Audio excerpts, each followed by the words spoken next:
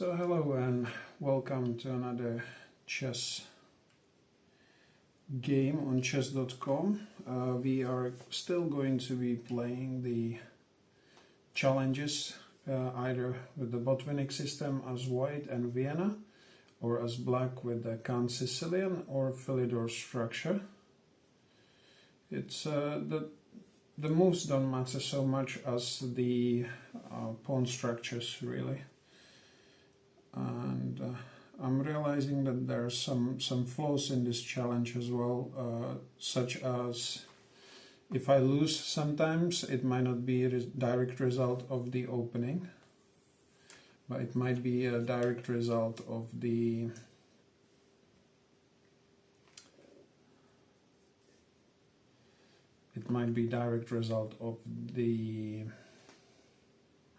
mistakes that I can make in the later phase of the game.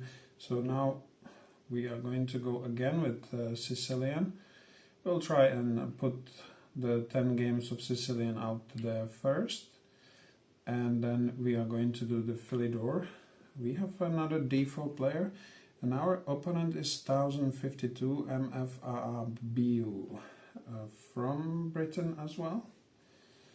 Seems like everybody taking a day off on this day. I'm off because of my issues with the sleeping pattern lately, so I'm trying to do a couple of videos, play some chess, get myself tired. And if you remember, we had this game in the first Sicilian as well, where white does this central trade, retreat the queen all the way back. I believe I actually wonder if this is something that's recommended by some of the streamers, because I see it way too often that white plays this way instead of trying to play the classic Smith-Morra, for example. We are going to do the exact same setup like last time, even though we had some issues. So white doesn't want us to go all the way to b4. In the previous game, white played bishop b5 and traded the knight on c6. Then they pushed the e5 pawn, but we were able to somehow damage their pawn structure. So now this won't be possible, but that's okay. So in the Kan Sicilian, if I'm correctly recollecting, you know, that this is the setup that you put e6, a6 and queen c7. So we will do all of those moves. So now we have achieved that pawn structure that we wanted to achieve. Now our bishop can go to c5 or e7. White is preventing us to jump onto g4, which is absolutely fine. And I believe normally I like my bishop on e7, but I'm starting to think whether it would be a good idea to play my bishop on c5, as sometimes there it's quite useful. Now, since we are going to castle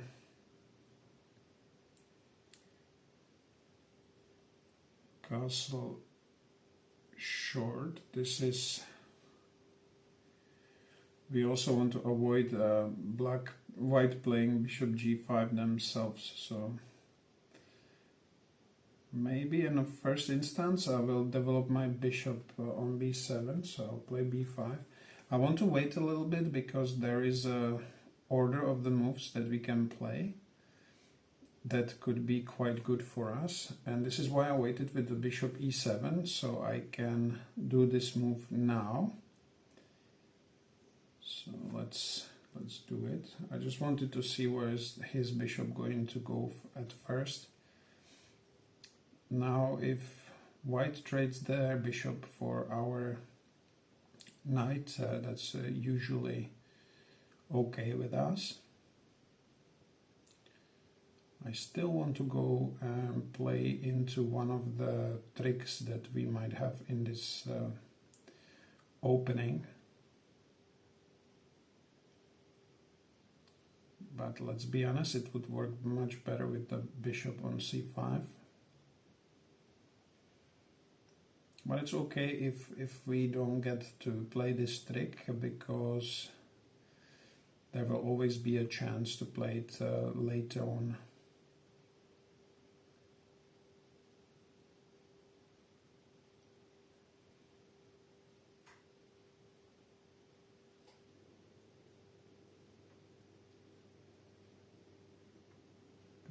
Quite often you can go like for a really quick checkmate. So we still have that trick in the position. So what we want to see is like literally where white is going to castle. So that's why we developed the bishop.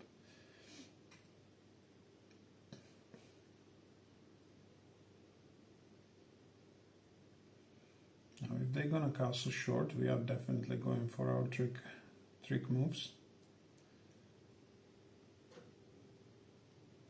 I don't know if it's actually a good way to play or not, but I still want to do it because it can lead to a really quick result.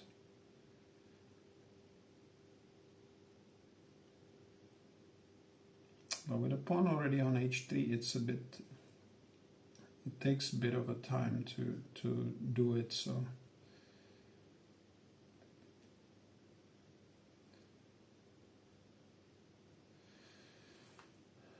Pawn e5, that's a move I wouldn't recommend because it's just simply loses a pawn. So even though we haven't done anything interesting in this game, we just set up our pieces and we are waiting for white to castle. Black is already giving us advantage by just giving us a central pawn. Now we will have two central pawns, so I would believe that this position is already looking winning for us. So we simply just grab the pawn. We don't need to worry if black ever decides to pin our knight, because we can first of all unpin ourselves with bishop d6, or we can just capture on f3 with the check as an intermezzo. And here actually it's even better because black will need to, after capturing on e5, black will need to protect this bishop after we check him with the queen e5. So the only way to protect the bishop is to drop the bishop back. And then we have one of the moves that's bishop takes g2. We can also put the pressure with the move d5, d4, although there we have to be careful, because if we land on d4, okay, that actually doesn't work because he cannot move the bishop at the moment. So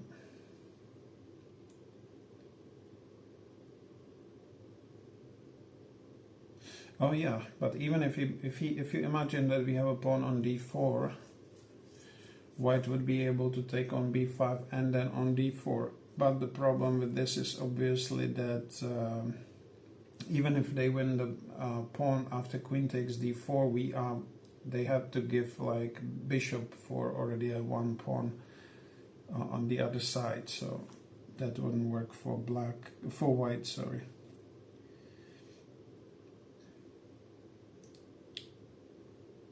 The question is it worth it to take on g2? After rook g1 we will be attacked here. But then again we have a move queen h2 and white would have to play move like f3, f4. They will definitely lose the castling rights in that position.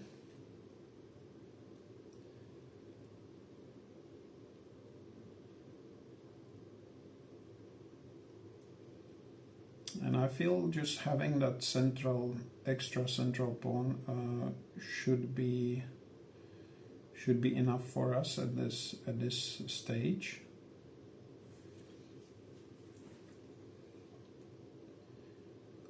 We can also play knight to d5 or pawn to d5 or bishop c5, putting pressure on e3 and trading maybe the queens.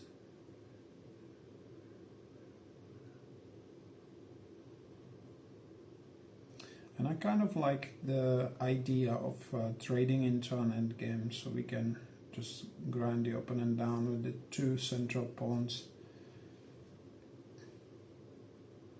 White has lost basically, if they had any advantage, they have lost it straight away with giving us the pawn on e5. So this could be quite a simple exercise from here on.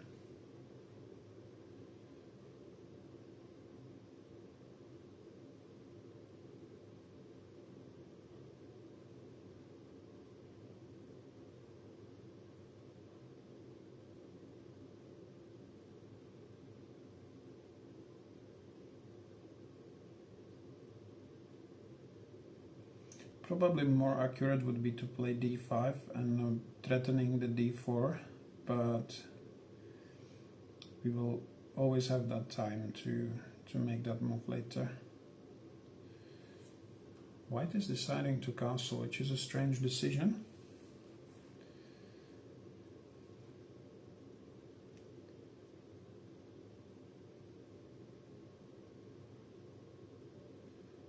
But it's a decision we need to respect.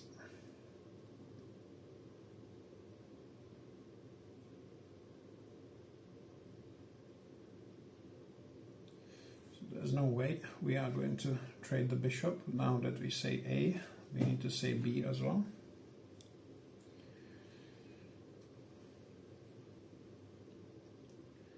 Yes, we are opening the F file in theory against ourselves. But White is making just a huge blunder here, because now they won't be able to recapture the bishop, as we can sidestep with our queen to g5. And if they were to capture the bishop, they just simply gonna get checkmated. So the ship has literally sailed for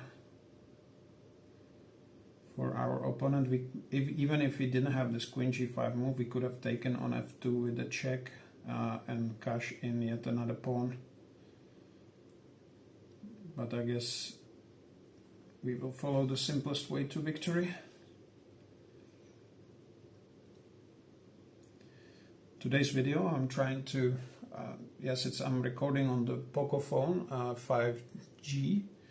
So I tried to change the settings to record also in 4K. I don't know how that's gonna display.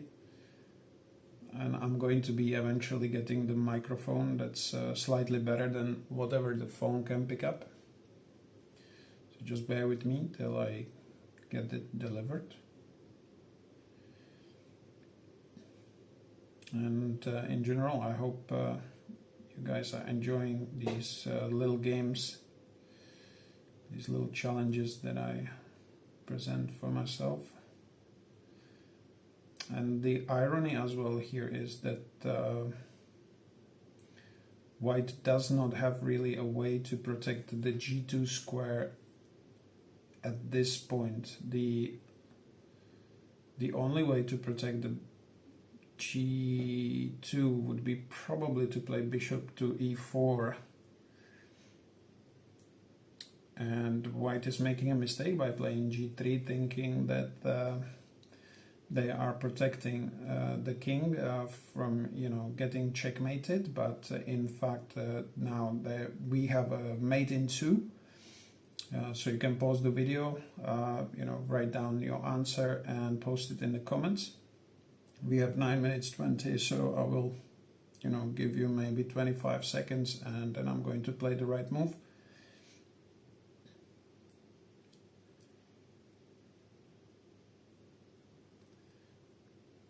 And as this game ended up early, I will show you the little trick that I was planning as well for the opponent. So the correct move here is to take on g3 with a check. Now White would love to capture my queen, but the bishop still on e3 is pinning this pawn to the king. king cannot go here. There is no other piece that can interject this check. So once the king goes here, we have this very simple checkmate of queen takes f2. But our opponent doesn't want to see it. I believe they already have saw it, so they resigned before we could play our queen takes f2 checkmate. So the position that I would like to show you is with bishop c5. Let's give white some generous development and a castle short. And we can give them even the bishop on. This is the only thing that that's why we have the bishop on e7. The prerequisite for this trick is that you have both knights out, and we would play a move like h5. Now, first move that needs to be played here is knight g4. It's called this opening is called Siberian attack. Basically, when you manage, sorry about that, I forgot to get myself water. So when you manage to play h5 and knight g4, I believe it has a little bit less punch if the h3 is already played. So if white takes on g4, you will recapture on g4. Now you opened your rook against white pieces, which means now there is still a checkmate. So you will be able to recapture the recapture the knight, and then you are threatening the checkmate. So white will have to defend. And I believe if you achieve already this capture and also recapture back the knight at this stage, you will be simply winning, because this h file is open. You can just put one or two more pieces, and white's position doesn't look very, very hopeful. So now let's pretend that white will just capture here. I believe at this stage we should have moved like knight to d4.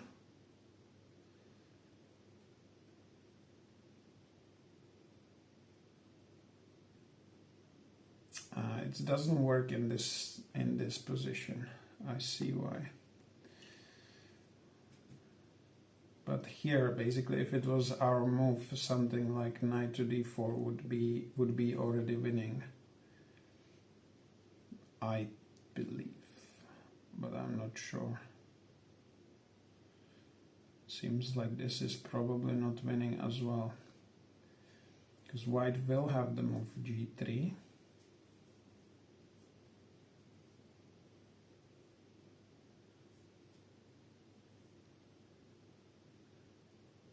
And unfortunately for us, we don't have the checkmate anymore.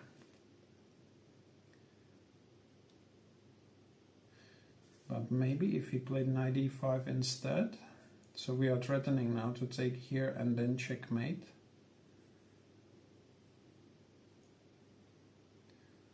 And this also probably doesn't work all the way to the checkmate, not in this position, I believe.